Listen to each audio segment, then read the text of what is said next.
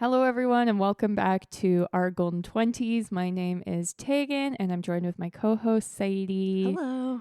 And we have a special episode, something we don't do very often, which is take your questions and share our thoughts, our answers. So if you followed us on Instagram, you probably saw us asking for your questions.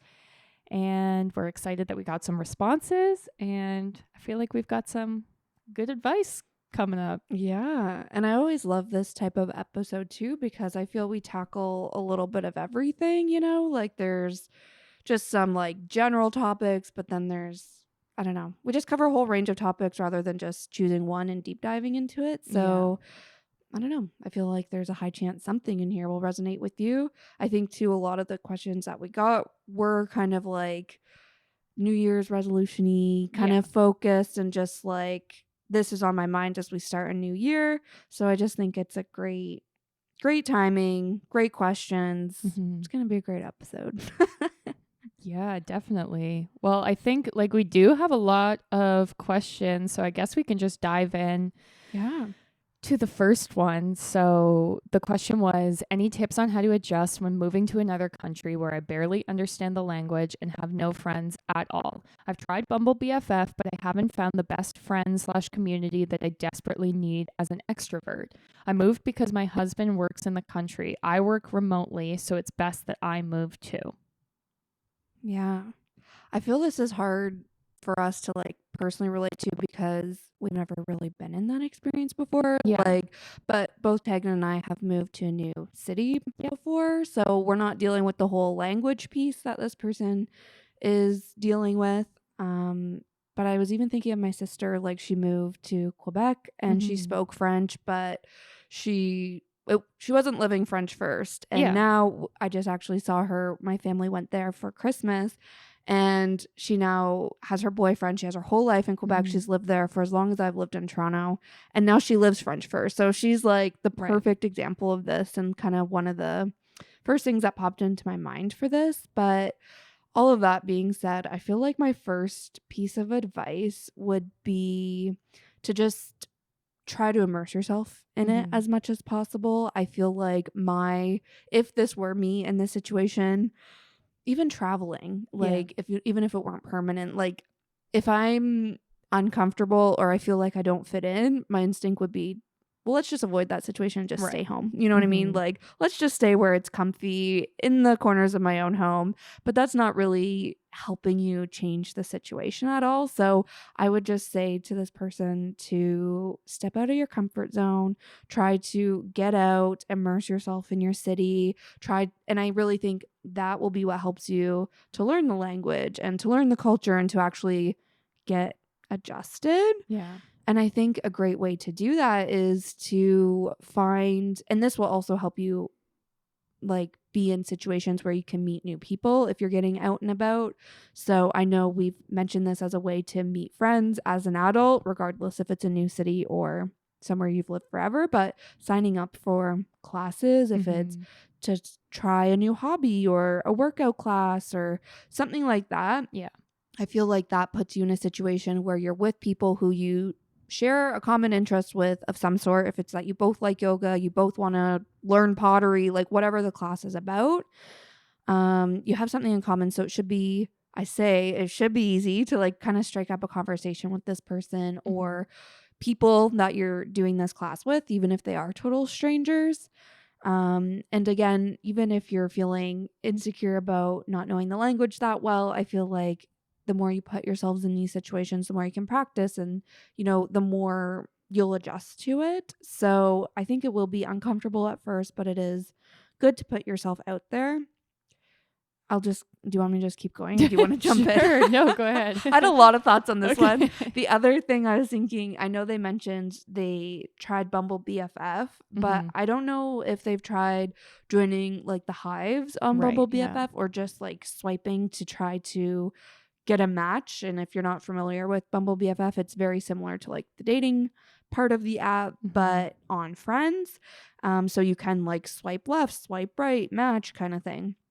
So check out the hives piece or the hives part because I was looking on it as I was writing the notes, and just around me, there's hives like Indian newcomers to Toronto or Filipinos in Toronto, Mhm. like where I think it might be easier to find a community like you were talking about, or a friend from a hive like that Yeah. who has already gone through what you've gone through, or they're going through the same thing as you. Like, Mhm.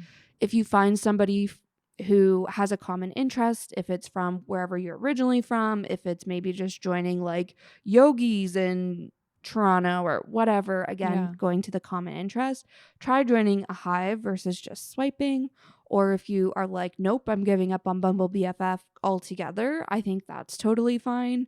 Um, Also look at like Facebook groups or Facebook events, and again, just other ways to try to use social media or like these more like digital app type things to try to find, at least as a starting point, to find Yeah. that friend or community.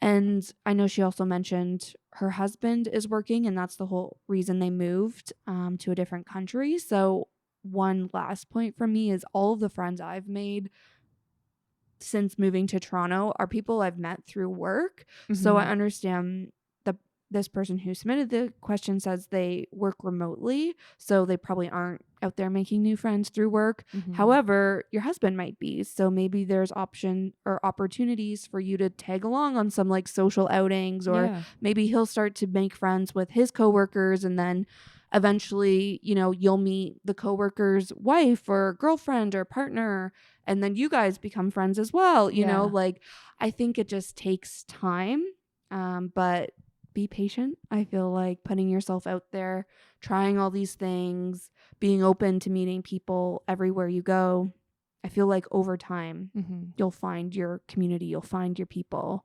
Just takes time. Yeah, 100%. Well, when I was working remote before the pandemic, like now I feel like there's a lot more, I guess, sort of opportunity to be doing virtual activities and stuff. But I was working remote in 2019 and I was doing a lot of the things you suggest. Now, I'm an introvert, definitely not an extrovert, Yeah. but it's like I would be scheduling a yoga class in the afternoon and I would see the same people there. So then eventually it's like you can say like, "Hey, how's it going? Do you live in the Yeah. area?" Sort of make friends that way. I also had a friend of my husband's, their girlfriend also worked remote, and so we like connected and then would get lunch together and that kind of thing.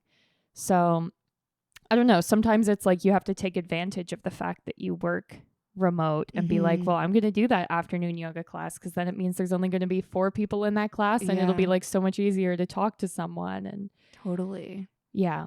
Yeah, and I think too, how it's like if you want to bond with your coworkers, like maybe attend the meeting early so you don't miss out on the small chat, or Right. like Yeah. something like that. I feel like it's the same idea with these types of classes. Like maybe go to the yoga class Mm-hmm. early, so while you're waiting for them to like prepare the room, that's when the kind of small chat outside of the yoga room starts happening. And Yeah. maybe that's where you start to connect with people and be like, hey, I saw you here Monday night. Like, how's Mm-hmm. your week going? Or, you can kind of strike up conversation before class, because I think I go to yoga and I'm always like, yeah, I want to meet new friends and become part Mm-hmm. of the community of the studio. But then I show up, I go to the change room, drop off my stuff, go into Yeah. the yoga room. And yoga is an independent, Yeah. like, Yeah. quiet thing. You know what I mean? Like, it's not really a social outing, but it could be if I wanted it to be. And like, Yeah. stuck around after class and like chatted, or Yeah. went early and chatted. So I don't know, just something else to think about too. Yeah. I also think it's totally valid to be having online friendships.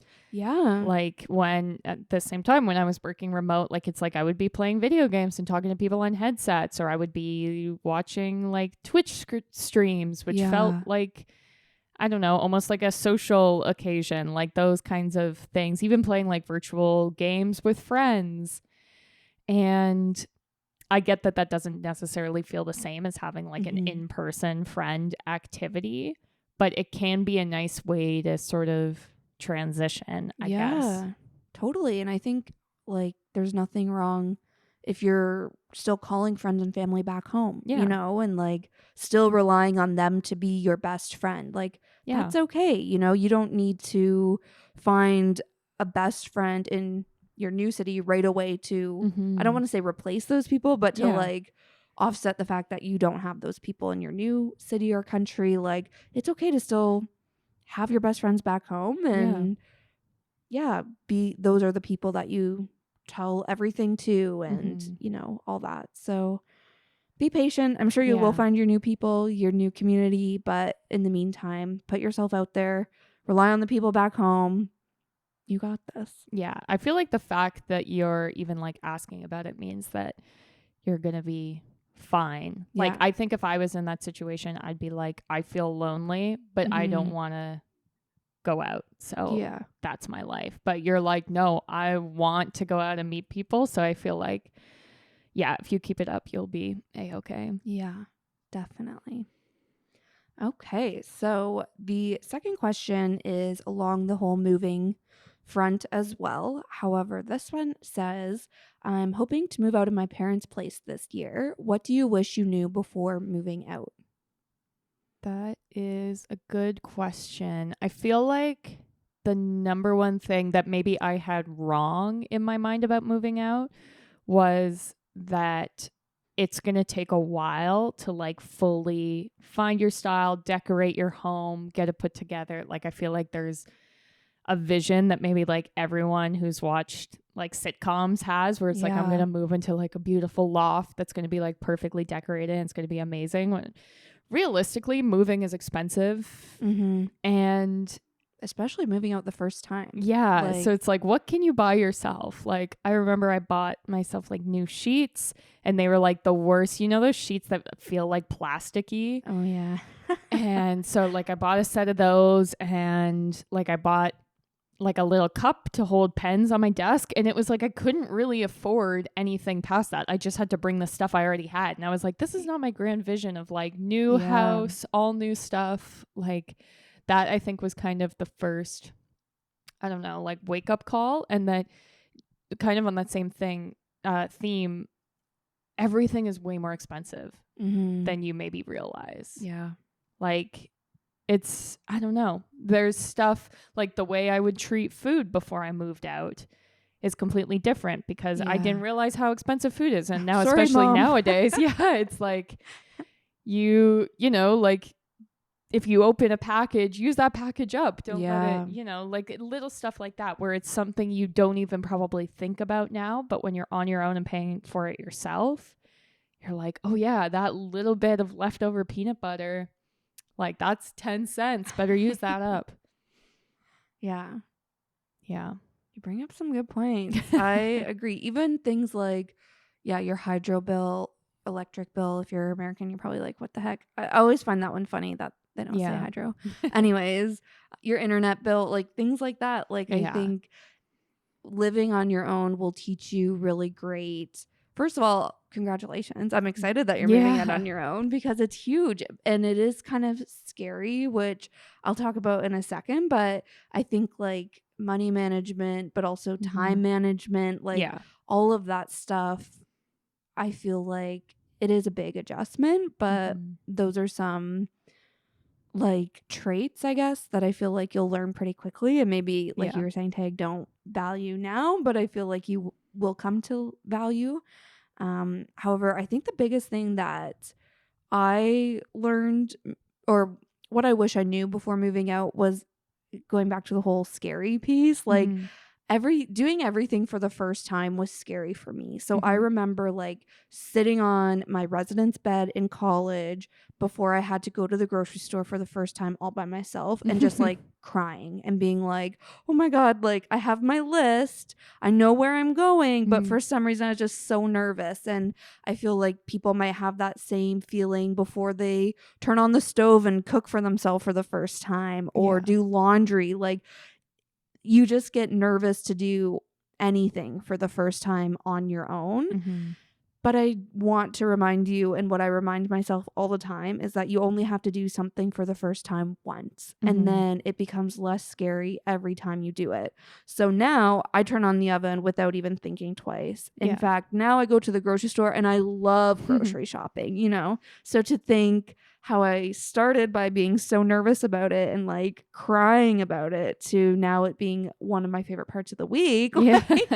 Like, I don't know. I think it's just like good perspective to have, and just remember, even if it's scary, get out there and do it. As soon as you do it, it won't be scary anymore, and the more that you do it, whatever it is, the less scary and more just like part of your life it becomes. So I don't know, I think that's something I wish I knew before, because I never would have thought sitting in my parents' bedroom, oh, I'm gonna cry before I go to the grocery store. Yeah. Yeah. But if you do, that's fine. Yeah. And kind of on that same like wavelength, I think also living with roommates is a great transition. Mhm. And I say that because it really is someone to help figure things out with. Like, Yeah. I remember going to the grocery store with my roommate, and like that was less scary. You know, Yeah. like it's kind of like that middle ground of, it's not my parents and I'm still like my own independent person, but there's another independent person here Yeah. also figuring it out, also in the Yep. same boat. So me and my college roommate did so many things together, and I feel like it was so great to have each other, because anytime we were scared, especially like killing bugs and just like things like that, something's happening and you're like, oh, I don't know what to do in this situation, or I Mhm. didn't know, I don't know. So I think it's just another great option is to live with a roommate, like as you're figuring it out. Yeah, 100%. You don't have to go straight from like I'm living with my parents to like here I am on my own. Let's Yeah. see what happens. Yeah. Exactly. And the last thing, sorry, I had a lot of things pop into mind for this. However, this is all because I've gone through the motions. Like, I went to school, lived with my college roommate. Then I Mhm. moved out off campus, lived with different roommates, and now I live on my own. So I'm Yeah. like, I feel like I learned different things from all those experiences. Yeah. But kind of going back, Tag, actually, I feel this brings it full circle to what you're saying. Not so much about the expensive thing, but about the whole just like managing yourself Yeah. piece. I feel like too, when you're living with your parents and then you move out, the first instinct is to like rebel against everything your parents wouldn't let you do. So Right. it's like, my mom would never let me eat ice cream for dinner, or like, Yeah. you know, I could never just like leave my dishes in the sink. Like, somebody would always like give me heck for that or whatever. So I feel Mhm. like the first thing you'll want to do is do all the things that your parents wouldn't let you do. But I feel like you'll very quickly learn, and this is something you'll just have to try out and see what works for you. But for me, I feel like that I did that, but I did that for a very short amount of time before I realized how, if I actually show up for myself, take care of myself, I feel a lot better. So it's Yeah. like, yes, the dishes in my sink can pile up. Yes, like there's nobody here to yell at me for that, Yeah. but I just feel so much better when they're done, you know? Yeah. And like, I feel so much better when I do make my bed in the morning. Like, Yeah. I don't know. Yeah. You learn that like 90% of the rules that you grew up with were like rules for a reason. Yeah. Because it sometimes feels like these are just like made up. Yeah, to make your life Yeah, miserable. exactly. But then it's like, yeah, you have, cake for dinner, and then you're like, yeah, I feel terrible. I'm not going to do Yeah, that again. And then, of course, exactly. you think, well, if I had a kid and they wanted to have cake for dinner, I'd be like, no, you can't do that. Yeah. But you maybe wouldn't explain that it's because I did that once and it was terrible. So, Yeah. yeah, much like the wasting of food and that kind of thing. It's like a different perspective on the way you've been living. Yeah, totally. Awesome. Well, the next question is how to ask for a raise, because the cost of living is insane right now. And I can say that last year I asked for a raise and got the amount that I asked for. So I am Ooh. qualified You are. to share. I love that. And I think too, we did an episode Yeah. a while ago. I don't even remember when, but it was Yeah. all about how to find jobs, what to know applying for jobs, asking for Yeah. raises. Like, we have a whole deep dive on this, so go find that episode. I'm giving you nothing to find that episode. Yeah. I'm like, I have no idea when it was. Yeah. But it exists, so Yeah. scroll through to find it, because I feel like, I know, Tegan, you showed up and you were like, these are the facts, people. This is Yeah. what you have to do. You were Yeah. like, do this, do this, do this. Do not do this. Yeah. Like, we took that episode very seriously. So go give that a listen because I think there's lots of great tips in there. Yeah. I think this can just be sort of like the Cliff Notes Yeah. version of that longer episode. But I did want to say, because like it's January, start of a new year, Yes. one thing I love to do is collect all of the praise you receive throughout the year. Love it. So, and you can call this like whatever you want. I have like a folder on my desktop that's just called, I can't even remember what I I'm called awesome. it. Yeah, I came up with a pun. Now I can't remember. Even if it's just like a smiley face or it's like nice words or whatever. Yeah. And so every single time, if a client's like, love the work, you killed it, screenshot goes in there. If my boss is like, great job, Tegan, you did this above and beyond, screenshot in there. So that when you go to ask for a raise, you have the facts and the proof, and you can be like, Mhm. I deserve a raise because of these reasons. And Mr. Boss, you told me 1 month ago that I was amazing, and I have it in writing right here. Bam.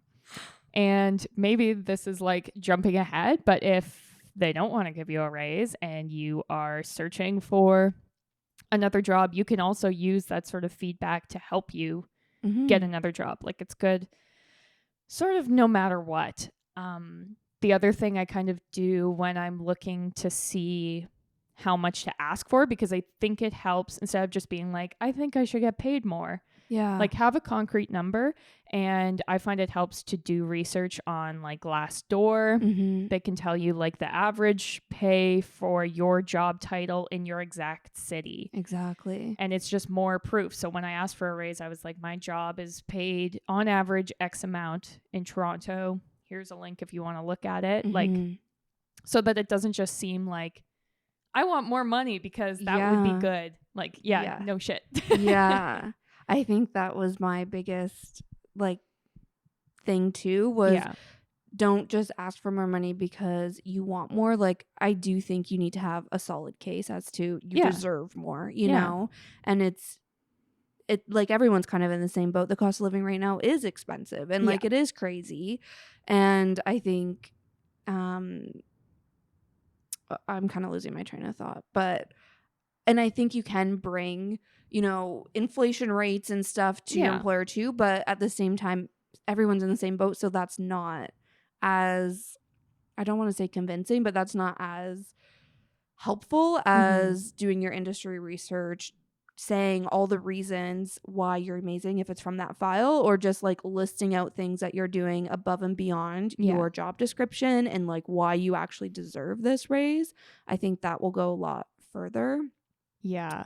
Another thing I wanted to bring up, which I've been hearing a lot about, is about how women will be doing a lot of, now I can't think of the right phrasing, but tasks that aren't related to their job, but that aren't like promotable or won't help with you getting a raise or a promotion. So it's like Okay. women in offices get stuck organizing social events or sending around the birthday cards. And while to you that might seem like, well, this is outside of my job description, I'm doing extra work. Maybe you do the dishes every day and you're like, they should be appreciating me.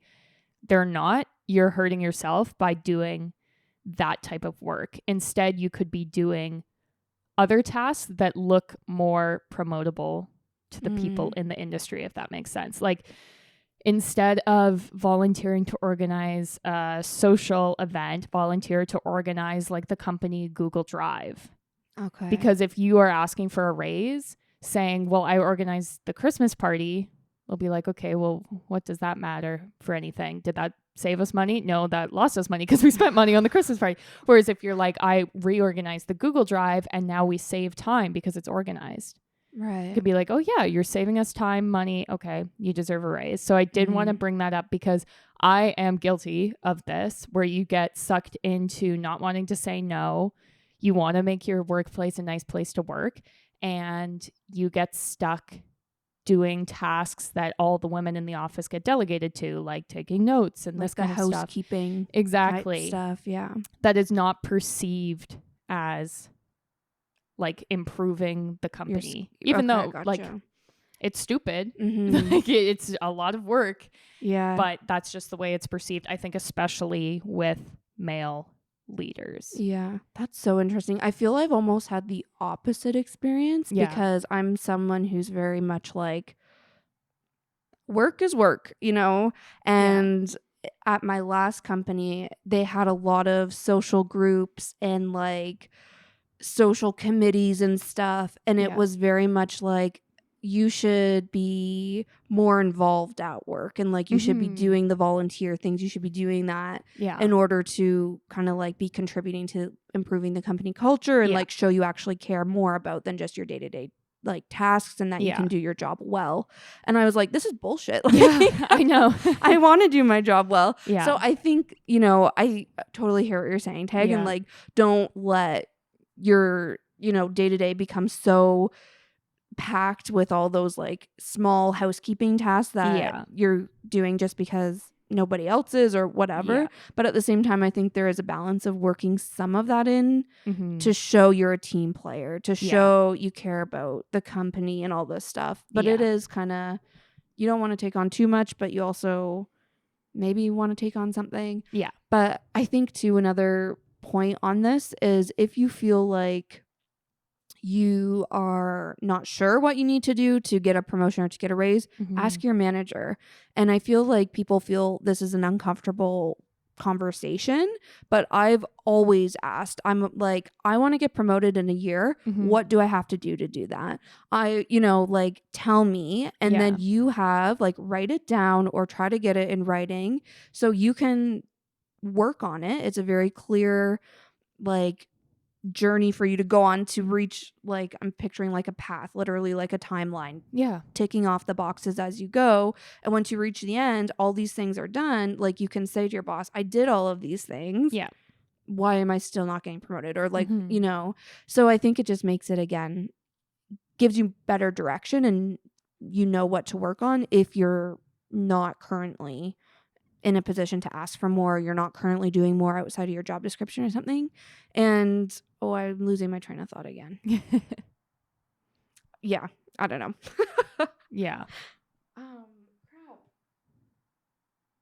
Oh, and also if you ask for a raise and you're denied that raise, then Mhm. that's also a great time to ask that question. It's like, Yeah. okay, I understand that you're not giving me a raise right now, but again, Mhm. what do I have to do to get that raise? And like, what is the timeline for a raise or a promotion? And Yeah. try to I don't want to say like put the ball in their court, but get the information so it's not just you being bitter on how little money you make. Yeah. You know, it's like you're Yeah. working towards something. Yeah. Well, and I've said this in the last episode where we talked about it.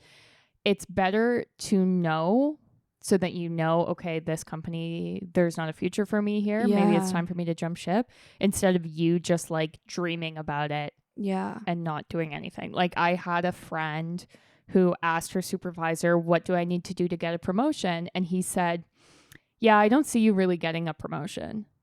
And so she left. Yeah. But it's like if Good. she didn't ask that yeah. question, she could have been there 5 years being like, well, maybe if I work a little harder, I'll Yeah. get, without realizing that her supervisor was an idiot, Mhm. and it would have never happened. Like it's better to have those tough conversations so that you have a clear path. Yeah. Like I feel like Totally. there's nothing worse than when you're like, I hate my job. I wish I got paid more, but I don't know. Like I don't want to jump ship because what if it's Mhm. bad? Like the indecision is such an uncomfortable place to be. Sometimes it's just better to have the sort of awkward conversation. Yeah. And I think kind of on the topic of jumping ship, like in my experience, even if you get promoted, even if you get a raise, moving up or climbing up the corporate ladder in your Mhm. current role, it'll probably be less money than if you were to just totally jump ship and like ask for a totally different salary. You Yeah. know, like Yeah. you don't have that base of what you're currently working with for the Mhm. company to take into consideration. Like that always for me has been the best way to like actually make significant increases in my salary is to switch companies, switch roles, Yeah. hopefully climb up in some way, you know, so I can ask for more money than I'm currently making. But typically, if you're really like, nope, I need to make more money this year, like maybe it's time to look at other companies, Yeah. you know? 100%. And the last thing too, sorry, I know we were trying to keep this quick since we have a whole episode on it. But something I didn't really realize is that you can also negotiate your pay or your salary at any point. You can ask for a raise at any point. But I think too, this is a great time to be talking about this because a lot of corporate companies, like their year end is happening right now. A lot of companies, like fiscal year starts in February. Yeah. So this is the time for year end reviews. Say, even if you just get like a 3% salary increase for just, you know, average performance or whatever, that's the typical here anyway. You can negotiate at that point and be like, actually, can I get 5%? Yeah. You know, like you don't just need to take what's given to you. Even if you get an internal promotion and they're like, here's 5-10 grand more on top of your salary. And you think you should do even more based off all the things we talked about, doing your research on what that role usually makes. You can negotiate at that point. You know, you don't have to just negotiate totally new job offers. Like you can negotiate within your current company at any point as well. Yeah. The time I love to negotiate is if you've been given more responsibility or extra tasks and you execute them successfully. Yeah. That is the perfect time because you're like coming off of the high of success. Like maybe December was a crazy month for you. You barely survived, like you hit your targets, but it's not looking exceptional. Maybe that's not the perfect time to be asking for a raise. But over the summer, you did amazing and you like sold way more products than you were supposed to. Okay, maybe September is the perfect time to ask. Like it's not a one size fits all scenario. And you are also like in the perfect position to know what kind of financial shape your company's in. If all you've heard about over the last like 3 months is how terrible they're doing, like if you ask for a raise, it's probably not going to happen and it's probably nothing to do with you and your work. Yeah. But if you've been hearing about how successful your company's been, it's the best quarter ever, that's the perfect time. Yeah. Yeah. Totally. Awesome. Okay. So next question. Is it my turn or your turn to read? I don't know. Okay. Next question is, how do you avoid social media making you feel bad, especially with the pressure of the new year?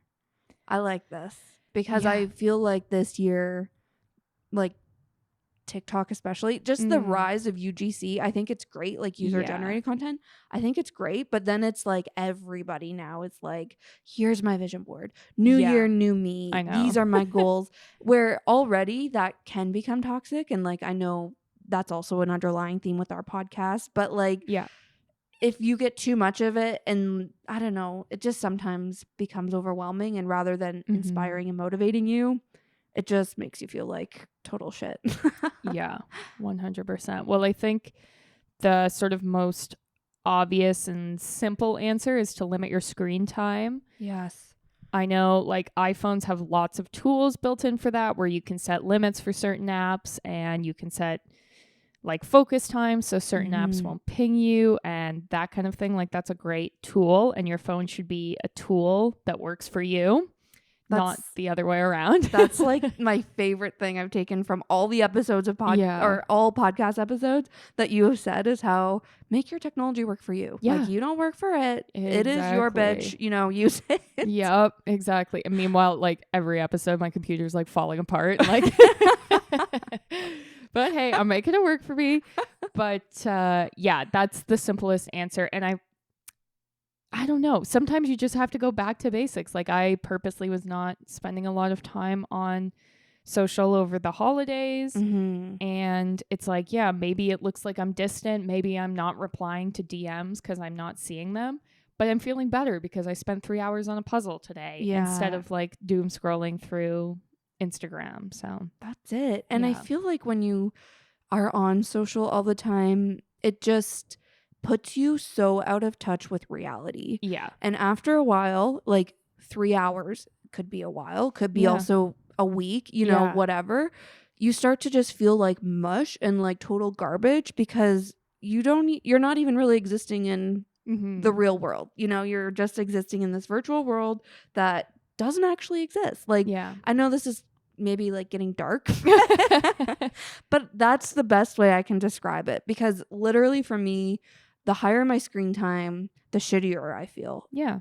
Time and time again. And that's the best way I can describe it. As soon as I am conscious of my screen time, am conscious of, you know, how much I've been scrolling today, and I consciously decide to go outside, walk to Starbucks and get a Mm-hmm. coffee, you know, keep my phone in the other room while I do yoga, like anything like that, the more I'm like, oh yeah, this is my real life, and Yeah. I feel so much better. So I think also having that perspective and like mindset is good.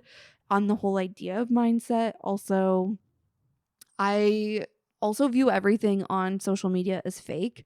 Mm-hmm. And I don't know if that's good or bad, but I feel like too, you can follow accounts that you find really inspirational and aspirational, like we were saying when we kicked off this whole question, like the goal setters, you know, I love that kind of content. However, it's also like, I'm not just going to strive for that, because if you're also always striving to live someone else's life or what you're seeing on Instagram, or striving to live a like aesthetic curated life yourself to put on your own Instagram or your own social media channels, like, I don't know, I think it can have like the adverse effect like we were talking about. So I just assume everything on social media is fake. I'm like, you're on this beautiful vacation, but I'm assuming that you're actually sweating, you're actually, you know, getting eaten by bugs, like all the things that you're not showing on social media. Like I try to keep that perspective rather than just being jealous or comparing myself. I'm just like, there's a whole other reality happening behind this post that I don't know about. So I'm not, I don't know, I'm not going to turn a blind eye to that part of it just because they're not talking about that, you know? Exactly. So that's how I scroll through. Fake. Yeah. I mean, and then the other point, I guess, is to only follow accounts that, I'm going to use the like phrasing that spark joy. Yeah. Like you're, I don't know, decluttering your home, declutter your digital space, but only follow accounts that spark joy. Yeah. So if there's an account that consistently every time you see it makes you feel bad, don't follow them. Who cares? And it could be any reason. If it's like a friend that makes you feel bad, unfollow them. If it's like you follow an influencer who's really skinny and every time you see her, you just think about how she's so much smaller than you, unfollow that. Like you don't need that mental energy every time you go onto Instagram. Exactly. Yeah. You control your narrative, you know, and like what you're seeing. Yeah. The next question is pretty much the same, where it's looking to minimize screen time. So I know we already talked about using your focus mode, turning off notifications, like all of this. I feel like there's that documentary all about social media. I forget what it's called, but it kind of shows how social media has notifications so that you're always going back into it, you know?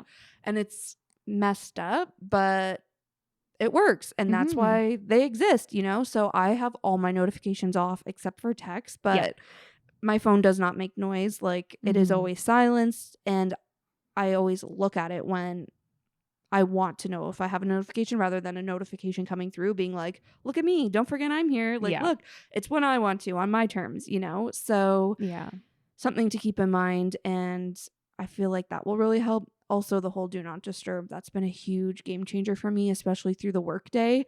Like there will be times where I feel like, actually we've also talked about this, like do not disturb on your iPhone, do not disturb on I use like Microsoft Teams at work for like chat and stuff, like do not disturb, no notifications. I just need time to focus and not be bothered or pulled in another direction. So love it. Great. So the next question we got was, how do I stay motivated after the initial January focus wears off? Which is a good question. Yeah. I'd say for me, this is actually, I feel like we've done a few Q&As, and both times, I think we've done two, maybe one. I don't remember. But anyways, this is often a question, because this is what everyone wants to know. How do I show up when I don't feel like showing up anymore? And it's a great question, but I think the thing here, and if you read self-help books, if you listen to self-help podcasts as much as I do, the answer is you show up anyway. And it sucks, but it's kind of a chicken and egg situation, where it's like, I need to be motivated to show up, but I know if I show up, that's what's going to motivate me. So it's like there's no right way to go about it. Like you just need to show up regardless, you know? However, a new way of thinking about it or a new way to me, maybe people have heard this before. I'm trying to remember where I saw it, if it was on TikTok. I think it might have been Bria Jones on YouTube, who you guys should check out. I know she also has a podcast now, but I just think she's like wise beyond her years kind of thing. And I'm pretty sure it was her. But she was saying how she's not going to focus on the task, but she's going to focus on how it'll make her feel afterwards rather than how she feels in the moment. So something like working out, that's so easy to procrastinate. And you're like, I need to be motivated in order to actually show up and work out. But rather than thinking about the actual workout or thinking about showing up, she knows that after she works out, every time she feels better. Like she feels great. She feels accomplished. She feels like all the different ways that working out makes her feel, which are all positive. So she focuses on that and uses that as motivation to show up for her future self. And I think you can say the same thing about what you eat, you know, like if I'm chugging like a can of Coke or like a can of pop, like I know I'm not going to feel great after versus drinking like a glass of water. It makes me just feel so much better or whatever. So I think that's an interesting way to think about it. Yeah, I've also heard, I must have been on TikTok, but I heard about the sort of rule of doing something within the first 5 minutes of thinking about it. Because if you wait longer, like the more likely it is you'll just blow it off. Yeah. And I am like, this is very true to me. I think of me like post shower and I'm sitting on my bed in my like towel and it's like, I should get up and blow dry my hair. But the longer I sit there, the less I feel like doing it. So it's like, if you think I should do my workout, don't be like, well, I'll scroll on TikTok for 5 more minutes because then you're never going to do it. You just have to figure out what your non-negotiables are. Decide, okay, I need to do it and do it. If you're like, oh, I really need to clean the dishes in the sink, just to do it. You thought of it for a reason. Get it done. Yeah, I like that. That's new to me. I haven't heard that before. I feel something else too that really helps me is just focusing on the goal, like focusing on the bigger picture. Yeah. I think a lot of like the smaller tasks to achieve the bigger goal, those are what I get, I don't know, kind of over very quickly, but it's like, no, this is helping me reach a bigger goal. Like this is why it's important. This is why I want to keep doing it. So I think that helps me stay motivated, but also just knowing what motivates you can also really help. Like I know I've said this before, especially on the whole rant I've gone on many times about Atomic Habits, but a big takeaway from that book for me was figuring out what motivates you. If it's you like hyping yourself up and being like, you got this, go girl, like go crush that workout. Or if it's you being like, this is how it works for me. And what motivates me is being like, well, if you don't show up for your workout, like you're choosing to let yourself down. And do you really want to, like, you know, it's kind of negative, but at the same time, that's what motivates me, you know? So I think just figuring that out, being like, well, why do I feel unmotivated? How can I spin this in a way that makes me want to do it? And like paying attention to how you talk to yourself, paying attention to if you're telling yourself you can do it, if you're telling yourself you can't do it, telling yourself there's no point in doing it anymore. Like all of this, I think, can really help you diagnose the problem. Like help you show up even when you don't feel like showing up. Yeah. The last thing I wanted to say about it is, if you have successfully sort of like achieved your goals at the end of January, celebrate that. Like, I feel like it can be easy to be like, okay, I did my goals in January. Here comes February. Let's keep it going. And it's like, no, take a minute, reflect. You killed it. Celebrate it. Buy yourself that, I don't know, purse you wanted or something. Yeah. And even come up with a system of like, okay, I'm going into February. Here's what I'll do if I succeed. I'm going to take myself out for dinner. Or I'm going to get my nails done or whatever it is. Yeah, totally. And, work in some rewards. Yeah. If that's what motivates you, do it. Yeah. Absolutely. Does not motivate me, only consequences. We're wired similarly. Yeah. I treat myself regardless. It's a problem. Yeah. You just treat yourself but then still are mean about it. Yeah. Great. Well, the last question I think we're going to answer is, what's the worst thing about having a global pandemic dominate your 20s? What's the best thing? This one's made me think. Yeah. And I think it's hard to answer because, yes, we're all in our 20s. Well, Tegan and I are. Yeah. Who knows if you are listening. But we're all at different points in life. You know, Yeah. even me and my sisters, like I work full time. So the things that I miss about pre-pandemic or whatever are different from what she misses from being in school, you know? So there's so many things, but I think the commonality and why it sucks having a pandemic in your 20s is kind of along the lines of how our podcast is all about, how your 20s are so great because it's the prime time for everything, you know? Like you're maybe going to school, you're maybe starting your full-time job, you're maybe dating, you're maybe getting married, like whatever it is. I feel like the worst part is all of us feel like no matter what part we're at in our lives, we're being robbed of a certain experience. So maybe you're not getting that full college experience because you're doing online classes rather than like living on campus, going to class in person, all of that. Or maybe you're not getting the experience of working your first full-time job in the office. Like maybe you only know work from home and you're feeling robbed of that experience. Or maybe you didn't even get like your graduation. Maybe you didn't get to celebrate your 19th birthday at the club. Like, you know, I think for me, as soon as the pandemic hit, I just took it so personally because I was like, well, this is my prime time to date and now I can't date because there's a pandemic, you know? But I think realizing that everybody's being robbed of these experiences, like it doesn't make it any less sucky, but it makes it feel less personal. But that's, I think, the worst part is we're not experiencing things the same as, I don't know, the generation before us or whatever. Yeah, 100%. It does, I think, sort of give everyone, I don't know, it gave everyone an opportunity to kind of like reset and reboot and figure out like, okay, what do I want to do? Yeah. And it also covered, like, I was laid off before the pandemic, but no one asks me about my time off in my resume. Right. Like if you were like flunking out of school, if it wasn't the pandemic and you flunked out, people would be like, why aren't you in school? What's going on?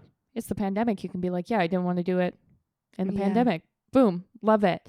So that's kind of interesting that it's like a universal experience where everyone got to reevaluate things, change jobs, change schools, move somewhere else, move back home. And I don't know, it's like an experience that I don't know that you would get unless something like very drastic happened in your life. Totally. So that's kind of interesting. It's also, I don't know, it's a very bizarre time to think about it. Sometimes I think like in 40 years, if I have kids, they'll be like, did you go through the pandemic? And you'd have to be like, yeah, how weird is it? Like, or I was listening to songs in the car on the drive over here, and I was listening to the Lizzo song Rumors, and she talks about like, if you thought I was bad shaking my ass, just wait until the summer when they let me out my house. And I was like, that's not really applicable anymore. Like, how weird that in 5 years we'll be like, oh yeah, remember when we couldn't wait to leave our house? Yeah. Like, it is kind of like a bizarre experience that we all share. Yeah. Even like in my wedding photos, people are wearing masks, and there were people in like my bridal groups that I was a part of that did not want a single mask in any other pictures. But I kind of like it because I'm like, it creates like a narrative that says exactly what was happening at that time, as much as like, yeah, I'm wearing a flower crown, so everyone's going to know it's from a certain era. But even more so, it's like my wedding was like one of the first times people got to gather for a year and a half, and it makes it special. And there is like the sadness of, oh, it isn't the way I expected it. But on the other hand, it's like special, and people went crazy because it was special. So yeah, I don't know. It's kind of like, I don't know, bittersweet or like, I don't know, happy and sad. Yeah. And I think actually that was one thing that came to mind for me was rather than it is kind of, again, that mindset shift where rather than viewing all the things that you're missing out on, you're also we are also like the first generation to do post-secondary school remotely, Yeah. to work from home. Yep. And I also think, I don't know if I ever want kids, but 40 years down the line, like you were Yeah. saying, if I were to have kids and they're like, wait, you used to go to the office 5 days a week? Are you Yeah. kidding? Like, there might be things that actually don't go back to the way they Yeah. were. And right now, I think the people who've experienced it the old way, let's say, are Yeah. kind of mourning that and like can't imagine it being different. But I feel like we are on the like verge of newness, and like Yes. society is changing and like shifting, and we're actually on the forefront of being the Mhm. first to experience things the new way, you know, like, Yeah. so it could also be like a different way to look at it. And rather Yeah. than, like I was saying, being upset you're not experiencing it the old way, embrace that, Mhm. no, I'm Gen Z and like, you know, this Yeah. is how we do things. Like, we work from home, we work from Yeah. coffee shops. Like, this is the new way, and Yeah. you're the first to embrace it. So could be another way to look at it. Yeah. There's a lot of, I think, positive change that came out of the pandemic, even Yeah. surrounding just like societal issues and, Totally. you know, the way you dress for a corporate job and how people prioritize mental health. Yeah. And We love that part. yeah, like there are a lot of good things. Positives. Yeah, it's Yeah. easy to focus on the bad because they're the most obvious. But Yeah. like you said, I almost feel like post World War II, America had like this big boom of like innovation, and I don't know. I feel like we're in a similar spot because it's like we went through an era where you had to sacrifice a lot and you were sort of working for the greater good, but then things turned out positive from that. So I'm very hopeful. Me too. Yeah. Yeah. And I like hanging on to that hope. I remember just a few weeks ago, Tag, you were like, I'm just done with all these once in a lifetime events happening. Yeah. Like, and I was like, that's actually so true. You know, Yeah. like there's so many things happening right now that it's like, this hasn't happened in 100 years. Like, we're the Yeah. first generation experiences. And then they just keep coming and they just keep coming. And you're like, when Yeah. is this going to stop? But I feel like it's also okay to acknowledge the fact that you're tired. Yeah. To Yeah. acknowledge the fact that your mental health's not great, you Yeah. know, like, and try to, I don't know, I guess we're saying like, try to remain hopeful and like Yeah. positive, because it's not all bad, but it's also okay if you're still feeling chaotic and feeling, I don't know, tired and over it, because I Yeah. think we're also all in that same boat as Yeah. well. 100%. Especially in your 20s when there's already so much going on. you know? Yeah. 100%. Okay. That's it. Yeah. Yep. I think so. Okay, cool. All right, guys. So those are all your questions. Again, thank you so much if you submitted one of those questions. We really appreciate that. And we hope to do this again. So make sure you're following us on social media for when we do post that question box next time. You can submit your question or scenario you want advice on. We are at Our Golden 20s on all the social platforms. We're Instagram, TikTok, Facebook, Pinterest. We also have Spotify playlists, and we're on Patreon, which is the best way to support the podcast for as little as $2 a month. But that is everything from us. I just want to say thanks for listening, especially right now. I don't want this to come out mean, but literally everybody is starting a podcast in 2023. I know. It's crazy. I think it's great. Don't get me wrong. But if you are listening to our podcast, thank you so much. Yeah. Because now there's just so many I know. podcasts to listen to. So the fact you're here listening to us, we so appreciate it. But until next Tuesday, guys, thanks again. We'll talk to you then.